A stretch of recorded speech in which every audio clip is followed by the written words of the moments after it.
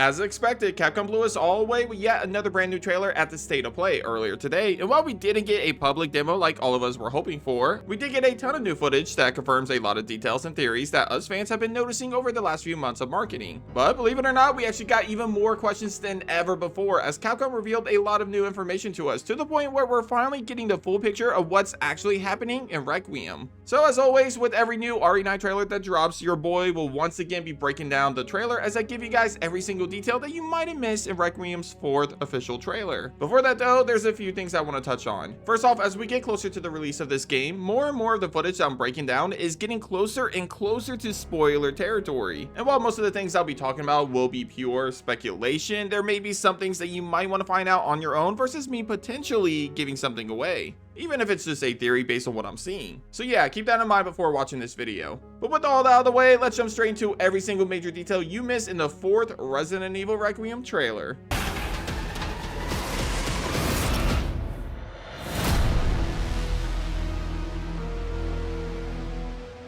Most of the trailer is filled with brand new footage that we haven't seen yet, including this scene right here of Leon driving up to the Renwood Hotel crime scene in his Porsche. He mentions the line about the 6 Raccoon City survivors and how they all died in the same way, a bombshell that was dropped on us at the Nintendo Showcase last week. However, we hear his contact, Sherry Birkin. Yeah, I'm like 100% sure it's her now, more on that later. Well, in this scene, they have a discussion about the victims so far as Leon looks at his glove, hinting at the fact that Leon is already showing symptoms of his new mutation caused from the virus Leon is affected with. Remember this moment, as we'll talk more about this later and how it connects to one other major reveal later in the trailer. Now, slowing things down a bit, we can see that both Leon and Grace end up in some sort of corpse disposal area that appears to be on the ground. In this scene, you can see bodies and blood all over the place, which makes me think this is where Gideon and his researchers at the care center dispose of their failed test subjects and corpses after they no longer have any uses for them. Kind of tragic when you think about it, but it's not the first time we've seen stuff like this in the Resident Evil series, let's be honest. Actually, I'm getting hardcore Evil Within vibes from this section, which is a recurring theme in this trailer, as there's another shot in this trailer that clearly takes heavy inspiration from the Evil Within, but as always, more on that later. After this scene, we see Grace with her flashlight looking down a prison corridor of some kind. We can tell it's still the care center because of the clothes that the zombies and bodies are wearing in the scene. But zooming in here,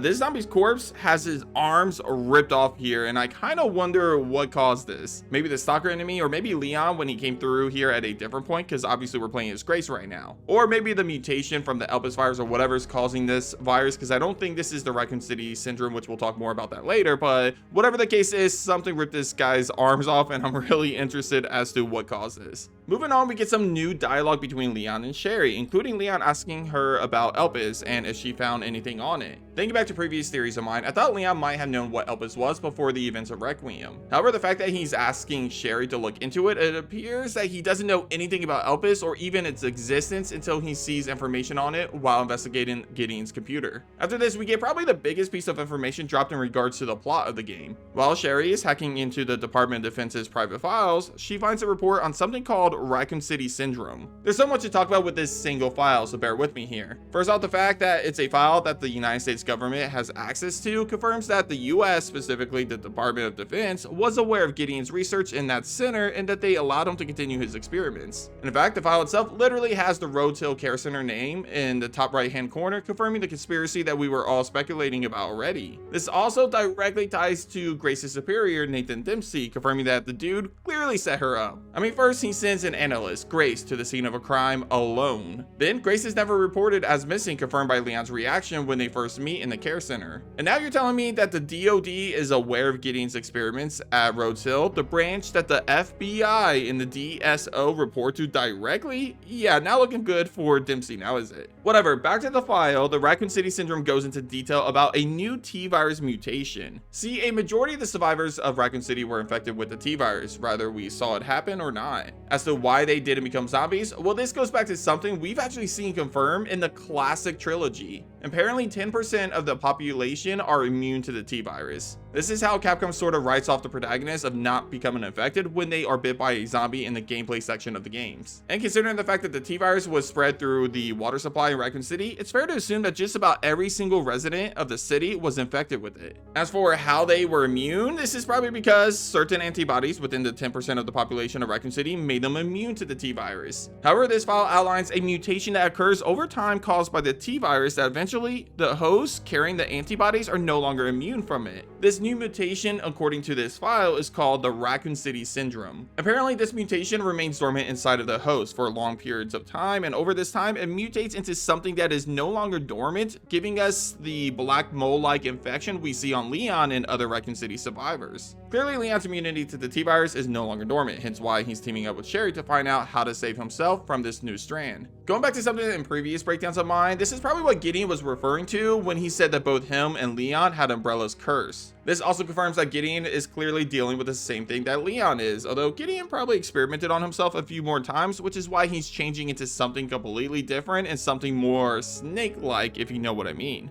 Apparently, all the cases of this new mutation are fatal, which is what Sherry meant when she said that they didn't have much time left. Yeah, Leon is dying, but not just him. More on that later. Last note before moving on though, Sherry confirms that there's no information on Elpis in the encrypted files of the CIA or the Pentagon, which kind of confirms that Sherry and Leon are definitely operating off the grid. We kind of assumed this already, but this may be why Leon isn't working with Hun again, because she still works at DSO headquarters. Perhaps Leon and Sherry, after learning about the Raccoon City syndrome, paired up and went rogue to research a cure while also learning about Elpis during their investigation. Sherry is very intelligent and she definitely has the ability to hack into secured files, so Sherry serving as Leon's new contact on a rogue mission definitely checks out for sure. Going back to something mentioned by creators that had the opportunity to play 3 hours of the game already, apparently the new Crimson Heads were called Blister Heads, and they would mutate in various ways if you don't dispose of the bodies with grace. This will leave not only more powerful zombies for Leon to deal with, but also Grace as seen in this trailer. These new blister heads are absolutely terrifying, which I assume is what this zombie is right here. Man, it reminds me of the cut zombie liquor design from Resident Evil 2 Remake, but much more gory and a little bigger. It looks absolutely horrifying, and it's definitely something I'm going to do everything in my power to prevent, because yeah, these guys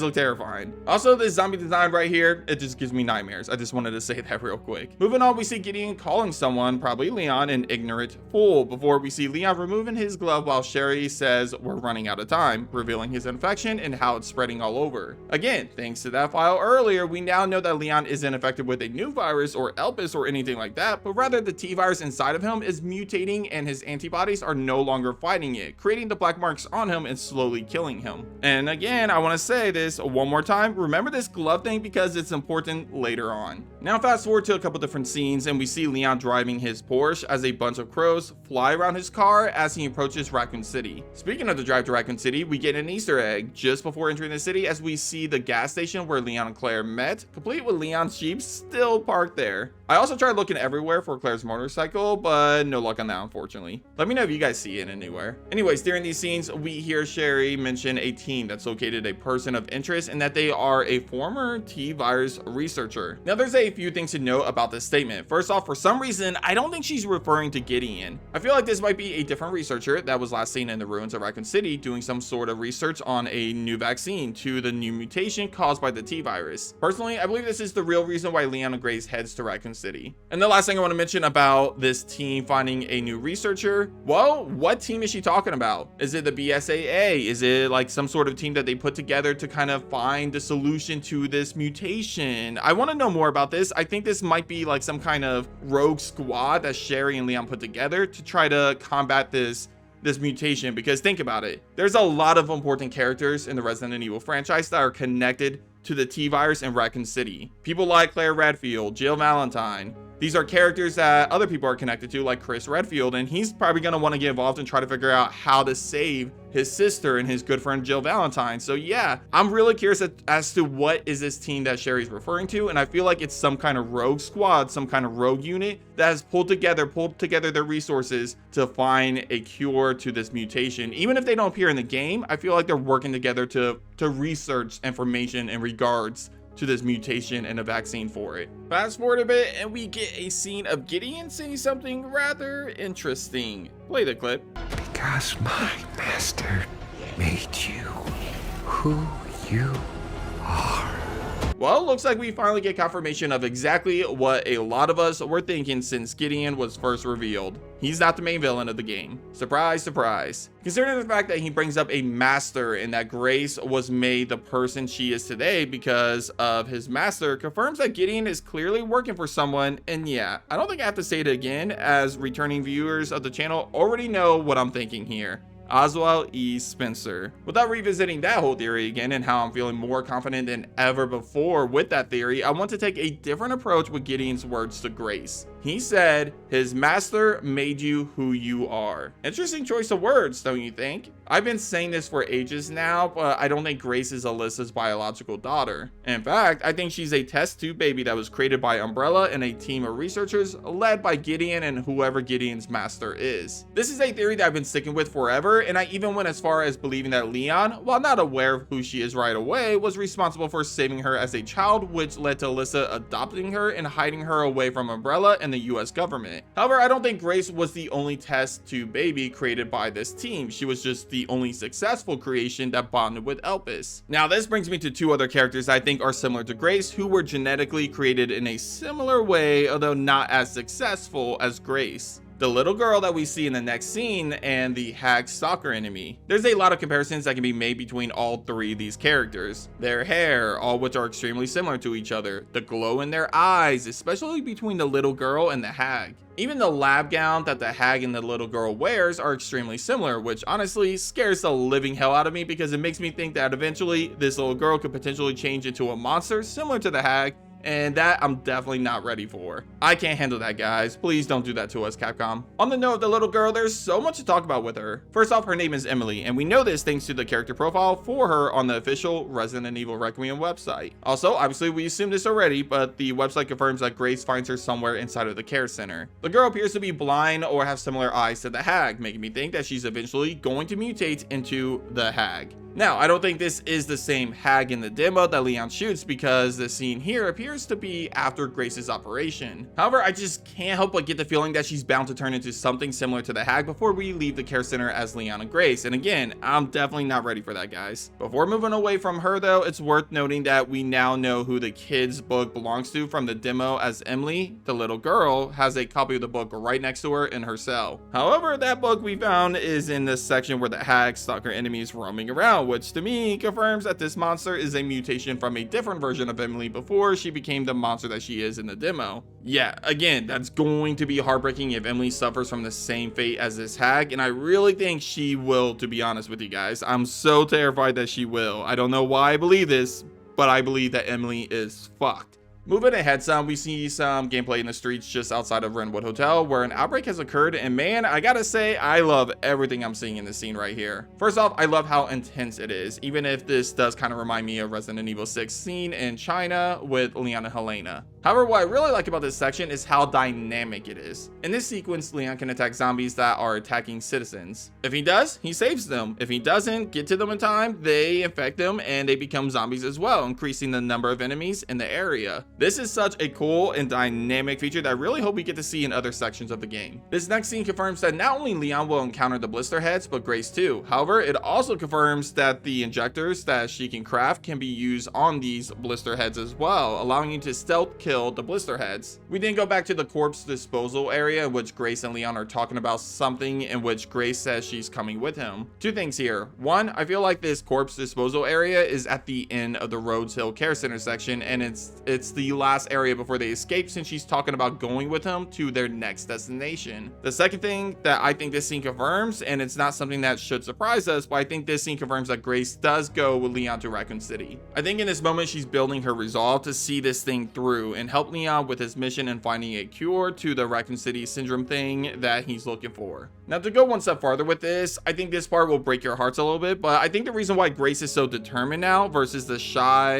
and timid and scared demeanor that she had when she first arrived at the care center goes back to Emily. I personally believe that by this point, the girl has mutated into some sort of monster, maybe something similar to the Hag, and Grace and Leon were forced to put her down. This moment probably upset Grace and made her determined to bring down the ones responsible for creating this little girl and turning her into the monster that she became. To add to this theory, later in the trailer, we hear Grace telling Leon that she doesn't want any more regrets, whatever it takes. Tell me. Not good for Emily, unfortunately. The other possibility is that maybe Gideon abducted Emily and turned her over to his master before he is killed by Leon and or Grace at the care center, and Grace wants to go because she wants to help Leon save the girl who they believe is in Raccoon City for whatever reason. Hopefully it's the latter, because I'll say it once again, I'm not ready to fight this girl, Capcom. Please do not make me do this. Now this next scene is kind of interesting, as I'm not sure how to take it. While the snake skin like jacket reminds me of Gideon, and this image looks like it should be a younger Gideon based on some of his facial features, it just looks off for some reason. It also doesn't help that Leon appears to be wearing the same jacket that he wears in the future, and I can't imagine Leon is wearing the same jacket 8 years later, considering the fact that the guy switches jackets every single Resident Evil game, just saying. But also, Leon wasn't in Renwood when Alyssa was murdered 8 years ago, right? So why is Leon approaching Gideon 8 years before the events of the timeline that we know he goes to Renwood Hotel? I'm really confused about this scene. The only thing I can think of is that maybe Gideon used Grace's blood to mutate himself somehow later in the story, creating a more slimmer version of himself, but that doesn't make complete sense to me either. You know, like a mutated Gideon, but maybe he goes into this slimmer form in his mutation. I don't know, call me crazy, that's about all I got. But if I'm wrong about this, and this is in the past before Alyssa is killed, does that mean Leon was there when Alyssa was killed? If so, then who else was there? Because clearly this man and this man are wearing two completely different jackets. And if this isn't Gideon in the past or the present, then who is this guy that looks like him? Now, if we're going based off of how these scenes collide, it goes from the scene of where Leon and Grace get split up and the shutters are coming down,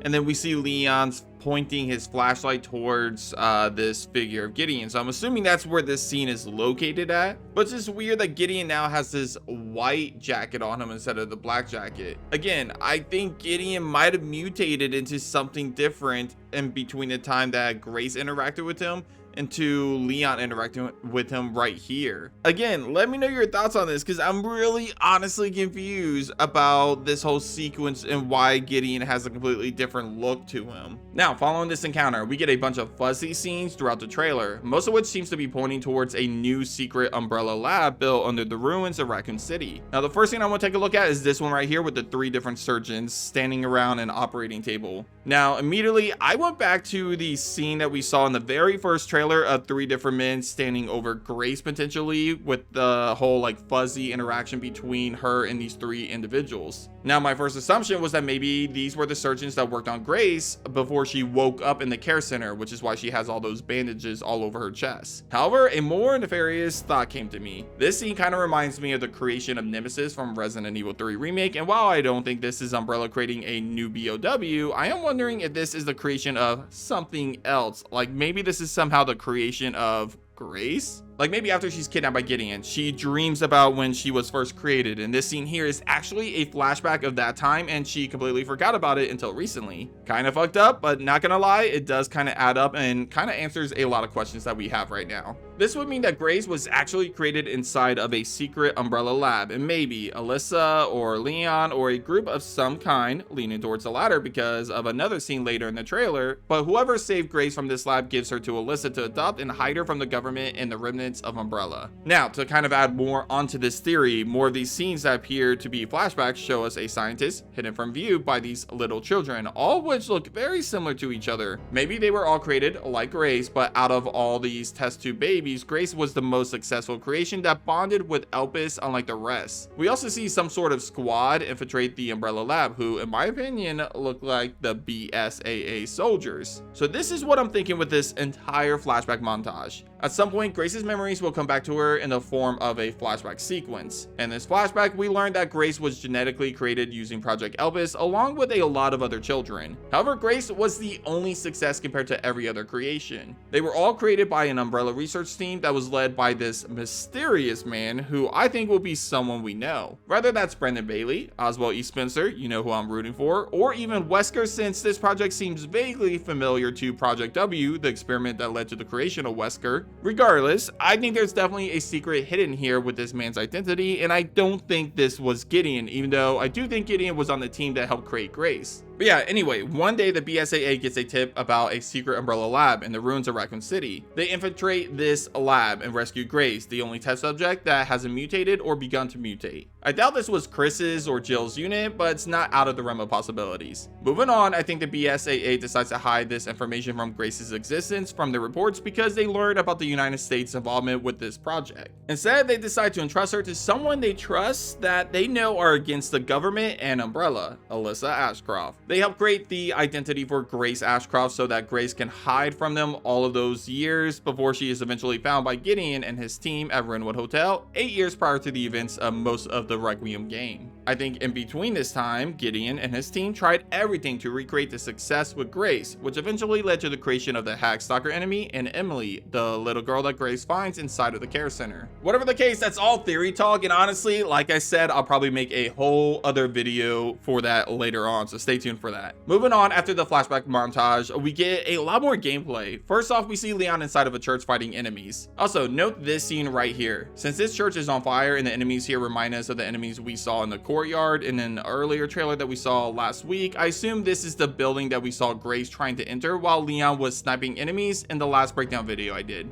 Meaning that after Grace enters the church, now that we know it's a church, Leon eventually finds his way here behind her and has to fight off these enemies for a while. I assume he's down here protecting Grace while she creates some sort of exit for them. We get another enemy type here with a bunch of orange pimples on it, which kind of reminds me of the Regenerators in some kind of strange way, but instead of having to use the thermoscope to see the weak points that you need to destroy, they're on the outside this time around. The next scene confirms something else that we've all been thinking. Leon didn't kill the stalker enemy as she's back, and this time we have a way to fight her as Grace, as she now has the Requiem to counter her. I can't tell where this area is, by the way, as it appears to be in a different location from anywhere we've seen up until this point, but small note, I just noticed this, but look at the sleeves of her gown. At first, I thought the gown that the Hag wears and the one that Emily wears are similar but different to some degree. That difference being the fact that the Hag sleeves were more like a tank top and that Emily's sleeves were, well, long sleeves. Not gonna lie though, seeing that the Hag sleeves are actually ripped off versus it being a tank top leans me towards the theory that the Hag is a different version of Emily. Oh no. Whether it's a clone or Emily itself, I probably lean towards it being a clone unless Emily has the ability to switch back and forth. However, I think unless Leon and Grace do something to save her, Emily will eventually mutate into whatever this monster is over time. By the way, before I check out this new footage that I'm about to mention in just a second, I just want to say that this shot of Leon and Grace back to back, chef's kiss. It looks amazing.